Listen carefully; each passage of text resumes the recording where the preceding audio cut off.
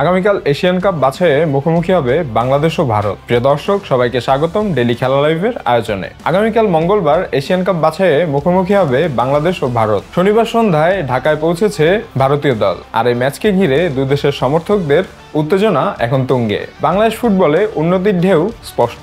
হামজা চৌধুরী ও সমিত সোমদের দলে যোগ দেওয়ার পরই বদলে গেছে বাংলাদেশ দলের মানসিকতা ও আত্মবিশ্বাস, আর তার প্রতিফলন মিলেছে সাম্প্রতিক পারফরমেন্সে। সেই অগ্রগতির স্বীকৃতি এবার দিলেন ভারতের অভিজ্ঞ goalkeeper Gurpreet Singh Sandhu. Asian cup বাছাই পর্বের ম্যাচ সামনে রেখে তিনি মনে করিয়ে দিলেন, আগের তুলনায় অনেক উন্নতি করেছে বাংলাদেশ ফুটবল দল। আগামীকালের ম্যাচকে সামনে রেখে তিনি অপেক্ষা করছেন লড়াইয়ে ভরপুর একটি খেলার। 2010 সালের সাউথ এশিয়ান গেমসে ঢাকায় খেলেছিলেন সান্ধু। পরিচিত মাঠে ফিরেই বাংলাদেশের উন্নতি তার চোখে লেগেছে। তিনি বলেন, এখানে খেলা সবসময়ই চ্যালেঞ্জিং। বাংলাদেশ এখন অনেক এগিয়েছে, অবকাঠামোতেও আগের থেকে অনেক এগিয়েছে বাংলাদেশ। সান্ধু জানালেন, ভারত বাংলাদেশ ম্যাচ মানেই আলাদা রকম উত্তাপ। প্রতিবেশী দল হওয়ায় বাংলাদেশ সবসময়ই আমাদের বিপক্ষে ভালো করতে চায়। ম্যাচগুলো খুব প্রতিদ্বন্দ্বিতাপূর্ণ হয়। খেলাটা খুব সুন্দর নাও হতে পারে, মাঝে মাঝে বিশৃঙ্খলাও লাগতে পারে, কিন্তু মানসিকভাবে ও শারীরিকভাবে আমাদের প্রস্তুত থাকতে হবে। ভারত ম্যাচের 4 দিন আগে নেপালের বিরুদ্ধে প্রস্তুতি সেরে রেখেছে বাংলাদেশ।